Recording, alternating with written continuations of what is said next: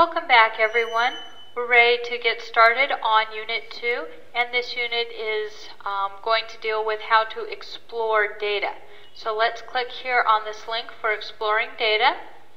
And as before, we see a list of commands that we will learn about in this unit. In this unit, we're going to be concentrating on procedures, otherwise known as procs in SAS. And so here's the list that we will cover. We're going to scroll down some. We get to the beginning of our notes here. We're going to start off with a system option here called No Center, and this is going to affect our output so that instead of having the output centered, it's going to be left justified. Now we do this only as a matter of aesthetics and to make the output easier for you to read up on the screen. If you don't want to issue this command, that's no big deal. It's just to make the output look easier for this class. Alrighty, we'll move on to a proc contents, and this procedure tells you about the contents of the data set that you list here in the data option. So we're going to go back and continue to use our HS0 data set.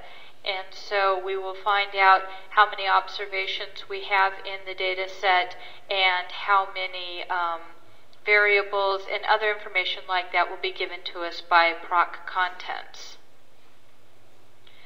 Alright, let's move over here to SAS. I'll click here.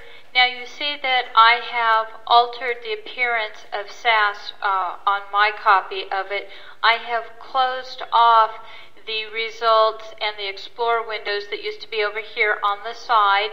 I did that just to make my windows look a little bit bigger for the audience. If you still have yours open, that's fine. No big deal. It's just a matter of preference whether you have those windows opened or closed, and so you do whatever you like. Alright, let's start off by running some stuff here. I'm going to highlight my options and my proc contents, and I'm going to come up here and click on my running person. And we see here in the output window here, let's make it a little bit bigger, the results of our proc contents. So we see that we have a variable here called gender, variable race, ID, SES, all this stuff. These are numerics. This is a character variable or a string variable. This tells you the position of the variable in the data set, and this here tells you about the label associated with each of the variables. I'm going to scroll up a little bit here so that we see the beginning of this output. This here will tell you the name of the data set, the date it was created, the number of observations, number of variables, whether there's an index associated with the data set, on and on and on. All sorts of other information. If we scroll down some here, this is the output that we saw just a moment ago. And so this is the kind of thing you can expect from proc contents. And when you first receive a data set, this is probably the first proc that you will run so that you can see what is included in your data set. Alright, let's come over here to the editor window again. Now you'll notice that I somehow magically have all of the commands from the class notes appearing in my editor window, and that is because I brought them in from the notes so that I wouldn't have to spend a lot of time doing typing and making typos and that kind of stuff, so that we could discuss the program and move through this stuff at a reasonable pace. You can type this stuff in, or you can just copy and paste it from the class notes as we did in the last unit, whatever your preference is. Remember that this editor is nothing more than a text editor, so you can type in it just in the same way that you would with something like Notepad or WordPad or anything else like that. Okay, we're going to go on here and look at a proc print of this data set, and we see here that we have an option here that says obs equals 20, and what this means is show us up to 20 observations. Because this data set actually has 200 observations, that could make for a very lengthy output. It's a little bit more than we need to see, and so we're just going to limit this down. This is a particularly handy option to know about if your data set is really massive. If it's like 1 million observations, 2 million observations, you definitely don't want to see all that in your output. And so this option here is very handy, and you can pick any number here that you want. Now, one thing to note here is that we haven't told SAS what variables we want to see in this output, and therefore SAS will include all of the variables in the data set in the output. If you have a relatively small data set like ours with only 11 variables, that's just fine. If you have a huge data set with hundreds or thousands of variables, that might not be what you want to do, and in just a moment we'll discuss what to do just to see those variables that you're interested in. But for now, we're going to highlight this. We're going to come up here to our running person, and we'll click here so that we can see. Now again, let's go check that log file, and we see no error messages here, any warnings, anything like that. We're told that 20 observations were read from the data set here, and so that looks fine. So we click back, and we see our output. We see the 20 observations. Here are the values of gender. It looks like this is a 0-1 variable. Here's our ID variable. It looks like race has 5 values here.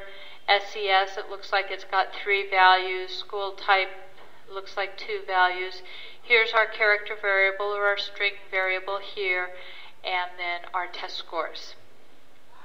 All right, let's come back here. We'll click on the editor, bring that back up to the forefront, and now let's talk about limiting this output down so that we see only the variables in which we're interested. So we're going to do the exact same proc print, except for we've left off our observations option here. And we've used a var statement. And on this statement, you can just list out the variables that you want to see and the order in which you want to see them. So this order that you list them here determines the order that you will see them in the output. Okay, so I'm going to highlight all of this. I'm going to come up here and click on my running person. Again, let's come back here, check the log, and we'll scroll up just a little bit, and we see that here's our 200 observations read in, and we see absolutely no error messages or any reason to think anything went wrong. That's good. I'll click back here so I can see the output. All 200 observations. We're going to have to do some scrolling up here to see the top of this. Yep, scrolling, scrolling, scrolling. You can also press the page up key on your keyboard to make this go a little bit faster. So here we go. Alrighty. We see, again, we have gender, ID, race, SES, all the variables that we asked for, and all 200 observations of them. So once you've done a proc contents, perhaps the next proc that you'll run when you first get a new data set is a proc print to see what things actually look like, to see what the actual rows and columns of the variables look like. This tells you a bunch about how things are coded and stuff like that. So another very, very handy procedure. Okay, now let's move on and do some descriptive statistics on some of these variables. Now the basic descriptive statistics command in SAS is proc means. So we'll come back down here to our class notes, bring those back up here, and we have a proc means command. And you will notice here that there is no var statement here, which means that this will do exactly what we saw up here with our proc print that had no var statement. Well, we'll get the means for all of the variables that are in the data set. And I should point out that this means all of the numeric variables, not all of the variables, because obviously we're not going to be getting means and standard deviations and stuff like that for that one character variable that we have in our data set. Okay, so there's that. I'm going to come back down here and click on SAS to bring that back up. This is our output. We're not so interested in that anymore. Let's come down here and click on our editor so that we can see the program. I'm going to scroll down some. here is our proc means. We have our data set listed. Now, technically, this data option that you see on every single one of these procs is not necessary. The procedure will in fact run if you leave this option off. However, it will run on the last data set that was active, and it can be kind of confusing as to which data set that was. So we strongly recommend that you always use the data equals option on all of your procs so that you know exactly which data set the proc is running on. Now, you will also note that we have in here the full path name of where the data set is located. Okay, this is where mine is located on my hard drive, and when you get the path names like this, typically you put them in quotes like this. You can either use single or double quotes, but you just have to be consistent within the path name. So this here is telling us that this is a permanent data set, okay, as opposed to the temporary data sets that we had been creating in the last unit. And if we had it as a temporary data set, we wouldn't need the quotes, we wouldn't need the path specification. All we'd need is the name of the data set. So those are some points to keep in mind. And the last thing I'd like to warn you about are these quotes here. If you forget to close one of these quotes and then you run the procedure, for example, if I ran the procedure like this, very bad things would happen, and it's actually kind of difficult to get SAS to break out of the problem caused by this. So, and you can see that all the coloration here has changed and it looks kind of strange. So please try your very best not to submit something with unbalanced quotes, because it really throws SAS for a loop, and you usually have to break out of the command in order to do that. And when you need to break out of something, if you get into an infinite loop or you get into a problem like this, what you click on is this exclamation point up here with the circle that says break, and it will break you out of whatever problem SAS has gotten itself into, and you can go back and fix the problem and resubmit it. So, all those words of warning. Now, let's just highlight this, and you can click on your running person, or you can press the F3 key on your keyboard. We'll click there. Let's go have a quick peek at the log. We'll click here for our log window, and I'm going to scroll up just a little bit, and we see that the means procedure was used and no errors. Okay, I'm going to click back here for my output. Let's see here, I'm going to page up a little bit. Yeah, that's what I thought. Here we go. Here's the top of our output. Okay, for the variable gender, we have an N of 200, a mean of 0.545. Here's the standard deviation, here's the minimum, and here's the maximum. Alright, the same setup for the variable ID, 200 observations. We have this mean, this standard deviation, this minimum, and this maximum, and so forth. And so it goes through all of the variables in the data set, all the numeric variables in the data set, and tells us all of this information. Now, the one thing I'd like to point out here is that you'll notice that science, the variable science right here, has only 195 observations. And what this tells us is that we have 5 observations with missing data. And that will become important later on in the class, so I just wanted to point it out here and now, and you can keep it in the back of your mind. And when we move on to some other stuff, we'll see what happens when we have some missing observations. Okay, so that is proc means with no var statement. I'm going to come down here and click on my editor window again. And now we're going to try a proc means with a couple of twists. So here you can see that we've added the var statement, and this means that we will get our statistics only for these 4 variables. You can also see up here that we have listed out the statistics that we would like to see. So we've asked for the mean, the median, standard deviation, variance, and this N over here is for the count. So let's highlight all of this, and we'll come up and click on our running person. And I'm going to scroll the wrong way and lose the output. No. Here we go. So we have the variable read, and we have its label. Here's the n we requested, the mean, here's the median, the standard deviation, and the variance. Scooch over a little bit, see if we can't see all of the variance. So there's the variance for all of these. And so there's a whole list of statistics that you could list out on the mean statement so that you can get exactly what you want in your output. Okay? Let's go back here to our editor and click on this. And you'll notice one thing interesting here, that for some reason var is not blue the way that all these other keywords are blue. And I think that's just an error in the SAS editor, that it doesn't recognize this as one of the keywords, and therefore it's not blue. So you don't get an error message. Typically when something is not colored the same way as everything else, that's kind of SAS's way of trying to tell you before you run the procedure or whatever that you've got a problem. But in this case, there is no problem, and you get exactly what you want here. So let's scroll down some. Here we're going to do another proc means, but we're going to make some changes here.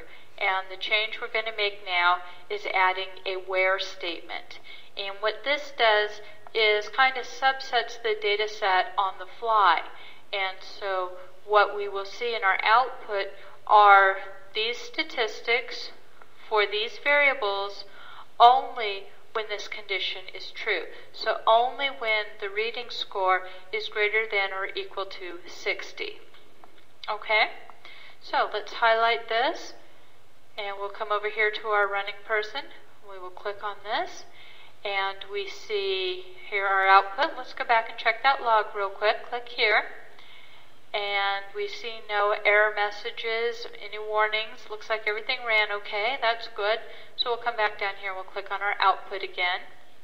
Okay, and we see now that all of the n's are 56 except for our science, which is down to 53. And so this is the result of that subsetting that we did. So it appears that there were 56 students who had a reading score greater than or equal to 60. And so we see all of the statistics that were requested for each of these, and it appears that there were still a couple of students who had these high reading scores who were still missing their science score. Alrighty, so that's one way to subset the data. Let's come back here to our editor window. We'll click down here, and let's look at another way of subsetting our data set. So that's one way to subset the data. Let's come back here to our editor window. We'll click down here, and let's look at another way of subsetting our data set. Scroll down a little bit here, and we come back to another proc means. Again, we're requesting these same statistics, but now instead of using a where statement, we're going to use a class statement. And what this will do is break down the descriptive statistics by the variable or variables that you list out on the class statement. So here we want these statistics for these variables broken down by this variable. Okay? So let's highlight all of this. We'll come up here and click on our running person. And we see we got lots of output here. Again, we're going to come back and check on that log. Just click down here. Okay, everything's looking fine. So I'm going to come back here and click on the output. Alrighty, there we go. And we're going to scroll up some here. Alright, so we see here that we have our 3 program types. We see how many observations we have for each of these program types. And here are our variables. Here's the variable labels, and here is the n's, means, medians, standard deviations, scrolling over just a little bit, and then here's the variance down here. And the output wraps like this just when SAS runs out of room. So, and there are, of course, ways to trim down the number of decimal places to which all of these statistics are displayed to. Obviously, we're running them out to probably more decimal places than we would really want to. But, you know, in general, this is how it works, and there are options to make this output look pretty much any way that you want it to look. Alrighty, so that's proc means here. Let's come back down here to our class notes. We'll click on here, and we need to scroll down some. So we've done all this, and now we're down to our proc univariate. And this will give us detailed descriptive statistics for our variables. And this one also allows us to create some graphs which may be very helpful in describing our data. So let's come back here to our SAS program here. Open this up. I'm going to click here on my editor so that I see my program. I'm going to scroll down some. Here's our proc univariate. We have requested a plot here. We are going to use the variable right, and we would like to see a histogram with a normal curve overlaid. Now this slash here indicates options, so on this histogram statement, normal is an option. Alrighty, I'm going to highlight what I want to run. I'm going to come up here to my running person, click there. Oh boy, and we saw a whole bunch of stuff flash by. Alrighty, first things first, let's go look at our log.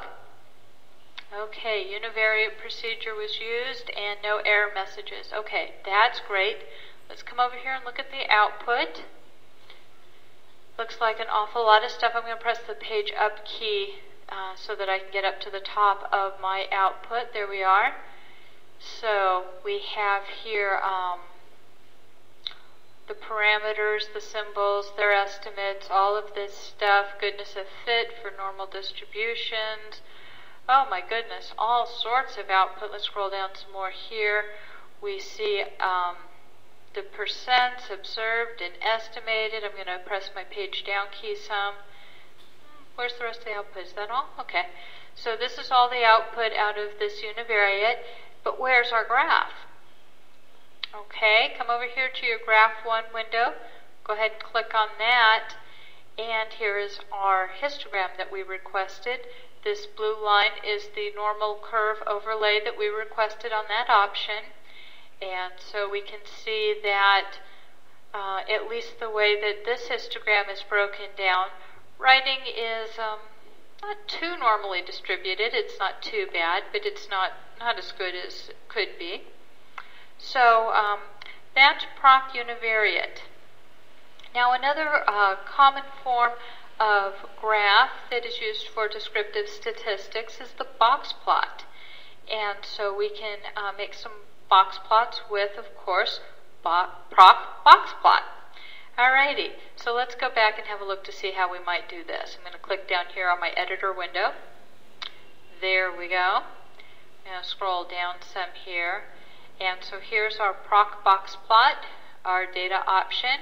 We ask for a plot here, and we're going to do right by program type, and we've got some options here.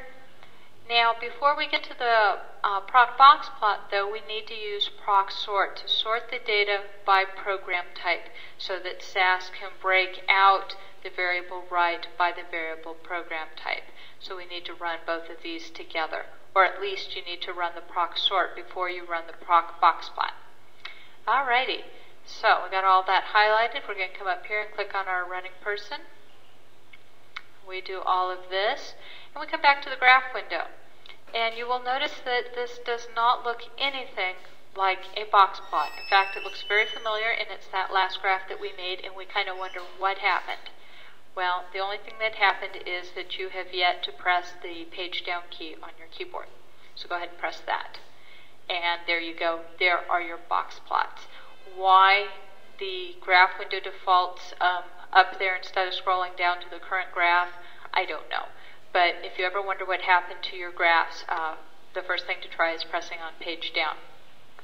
So here are our box plots, and we can see that, not surprising, the academic group seems to be up a little bit higher than the general group, which seems to be up a little bit higher than the vocational group.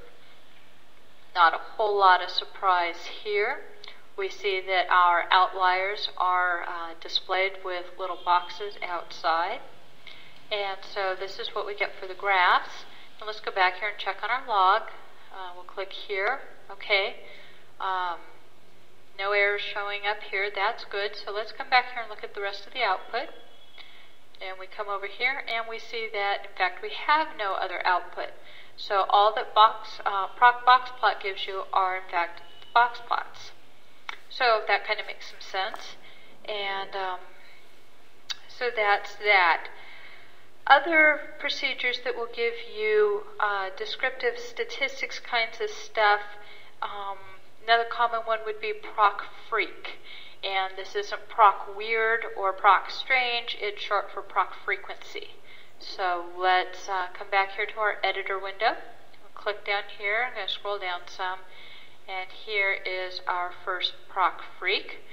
And again, our data option. This table statement is necessary, and this tells SAS for which variables you want frequency counts, okay?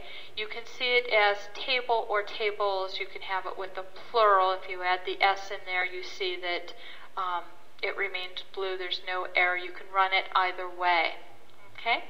So I'm going to highlight all of this. I'm going to come up here and click on my running person. And now I'm going to hit the page up key some. No, I guess there is only this output. Normally proc freq gives you a ton of output. So here is SES. Here are the frequencies for all of this. Here are the percentages, the cumulative frequencies, cumulative percents, all of that kind of information. Okay. So now, how about if we make a graph of this output? That I think would be kind of useful. I'm going to come back down here to my editor window. And to make that graph, I am going to use proc chart. We have data equals here, a semicolon. And now you notice here that for some reason our VBAR statement is up here with our proc statement. If you press the enter key right there and move it down, that's more in line with what you're used to seeing in class. But the point is most of this is just for the aesthetics of the people who look at the program and not for SAS's well-being. SAS will run it either way. It doesn't really care. It's just what's ever easier for you to read. And the same thing goes with all this indenting that you've been seeing. This is done to make the program more readable, more aesthetically pleasing, but in fact it's not necessary and you can run it with or without the indenting. Alright, so we're going to highlight this, come up here and click on our running person, and there we go. So there is our chart of SES, and so we see the various frequencies for these three groups. And if we come back here to our editor, we see that we had used the discrete option, and that's what breaks it out for us like this. So when you're using a categorical variable, you're often well off to use the discrete option here. All right, let's try something else here. Let's try another proc freq, and this time instead of using a categorical variable, let's scroll down here, and we'll try this with a continuous variable. And I see some people kind of shaking their heads or looking a little bit inquisitive about this, and you have a good reason to be like that. Let's come up here and click on our running person and see what happens. And we'll page up a little bit here so we can see all of the output. And you're right, there's a ton of output, and this is exactly why you usually don't do a frequency table on a continuous variable, because you get a long list of things that probably will not be as useful for you as you would like. Okay, what happens if you would like to use multiple variables on your table statement in proc freq? Let's have a go at that. I'm going to come down here and click on my editor window. Scroll down just a little bit so we can see the code. And we're going to get separate frequency counts for each of these three variables. Highlight all of that, and I will click on my running person up here. Let's go back here and check the log real quick. Click here. Okay, everything's looking fine. We don't see any errors. We don't see any warnings. All that looks good. So I'm going to come back here and click on my output so that I can see all of that. And here are the frequencies for each of the 3 variables that we requested. And you can also see here that if we had a label, the label is also given. Okay, so that is one-way tables in ProcFreak. What about two-way tables, or in other words, crosstabs? Well, of course, we can get that. Let's come down here and click on our editor. And we're going to scroll down a little bit so that we see our next procedure. And you see that the difference here is the star in between these 2 variables on the table statement. And this tells SAS to make a crosstab for us. So we're going to highlight all of this, come over here to our running person, and we click there, and now we see our frequency table. So now the key to reading all of these numbers in here is up here. So this tells us that the top number is the frequency that occurs in that cell, the next number is the percent, the next number is the row percent, and the last number is the column percent. Okay, so that's what all of these numbers mean. So this is the frequency, this is the percent of the total data that are in this cell, this is the percent for the row, the percent for the column, and that's what all these numbers mean. And then of course you have either the row frequencies in percent or column frequencies in percents down here. And here are our totals. Okay, so that's creating a crosstab. Now, when you see a crosstab like this, you might ask yourself, well, are there any statistically significant differences anywhere in here? We would run a chi-squared test to answer that kind of question. So let's go ahead and do that. We'll come down here and click on our editor. And we see here that the next ProcFreak is exactly the same as this one up here that we just ran, except for that we have requested a couple of options. Here, this is chi-squared, and this is asking for the expected frequencies as well. Highlight all this, running person, and we'll scroll up just a little bit here. Okay, this is the output that we have already seen. This is the same as that previous ProcFreak. Scroll down some more, and then here are the statistics that we requested. Okay, so here is the chi-squared, and as you can tell, it is statistically significant. So, what about the expected? Let's scroll back up here. We almost blew right past that. So the first number is the frequency, and then the second number is the expected. So here the actual frequency was 19, the expected was 24.675. Here the frequency was actually 44. We were expecting about 50. Okay, so that is ProcFreak. Let's come back down here to our editor. We'll click here, and I think the last descriptive type of statistic that we're going to go over today is called ProcCore. It doesn't have anything to do with core of the earth or anything, rather it is correlations. So we have our data set option here, just as before. We have a var statement listing out the variables for which we would like to see correlations. And we should note that by default, ProcCore uses a pairwise deletion for missing observations. And so we're going to do this both as a pairwise and then later down here as a listwise deletion. And we've included the variable science here so that you can see the difference in the way that missing values are handled in each of these two cases. So let's highlight that first ProcCore. We'll come over here to our running person, and we click here. Let's jump over to our log real fast. Click on your log window, and just make sure that nothing funny happened on the way. Okay, everything's looking good, so I'm going to come back down here and look at my output.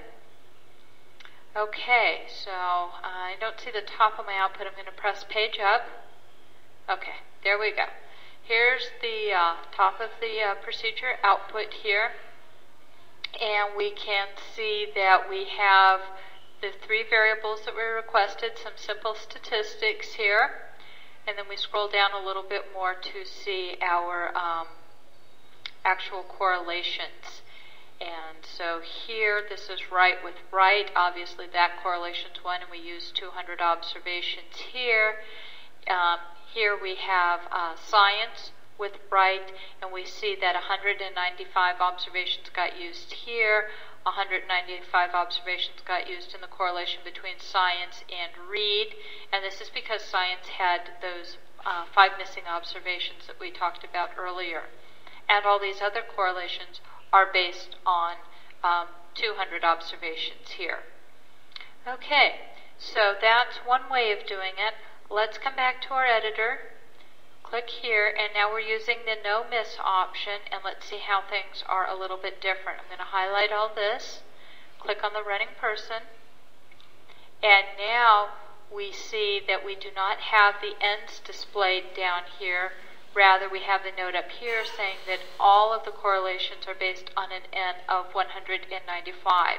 And so here is the list-wise deletion here, meaning that if there were data missing for any of the 3 variables listed on that var statement, those observations got deleted for all of the correlations, whether or not that one particular variable was involved in the correlation or not. Okay, so this will affect your the actual correlations that you see here a little bit. They're a little bit different from what we saw up above. And we should point out that there's really no right or wrong way of doing this, either with or without the no miss option. It's whatever is appropriate for your situation. All right, the last thing we're going to get to here is a simple regression. We're going to use procreg for this. And no, it's not proc regulation, it's proc regress or proc regression. So click down here on your editor, scroll down to the last thing here, it's shortened down to procreg. Here are our data set we're going to be using. We have a model statement here, and this is our dependent variable equals our independent variable. Because we're doing simple regression, we only have one independent variable. And we have a plot statement, and this will create the scatter plot that we'd like to see of these 2 variables. So I'm going to highlight this and come up to my running person, click here, and all sorts of stuff rushes by, and here's the plot. Okay, so each of these pluses here represents an observation, and then here is the regression line drawn in right here. And if you look over here to the side, we have some statistics over here telling you about the regression that was run to create this. And here is the actual equation right up here. Okay, let's come down here and look at the log real quick. Okay, nothing going on there, so that's okay. So we'll come down here and look at our output. Click down here, and here's our regression output. So we have here the analysis of variance table. Here's our model, and it looks like the model is statistically significant. We have all of this stuff here. Here's our adjusted R-squared. Here is the intercept. Here's the variable read. Here are the parameter estimates, and this is what we saw at the top of our graph just a moment ago. Here's the t-test and the p-value associated, and so it looks like that the variable read is statistically significant, which we're not surprised about because the overall model was statistically significant, and because read is the only independent variable. If the model's significant, read has to be as well. And so that is an introduction to some of the descriptive statistics procedures that are available to you in SAS. There are quite a few more that we haven't gone over, and so we recommend that you try some stuff out, see how it works, and we're going to take another short break before we move on to Unit 3.